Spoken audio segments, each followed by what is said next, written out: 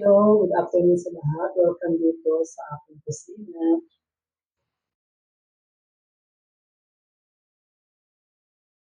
Aurora from Valenzuela cooking pritong manok now for today's my video. Inano ko na yung manok, binalibaliktad ko na siya para yung crunchiness niya, di ba, ma-absorb niya, tsaka maluto mismo sa mantika. Ayan, inikot-ikot ko yung manok para maging totally brownish. Ganyan ako pag niluluto ng manok.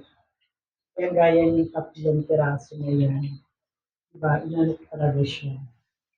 Kaya inikot-ikot ko yung party niya para maluto, maging brownish, medyo crunchy, tapos siguro yung iba gagawin kong lechon manok.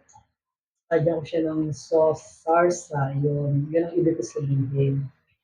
So, thank you so much for all your support, mga ka-mamshi, mga ka-popsicles, ka-auras, at ka-lodi. Thank you so much for all your support.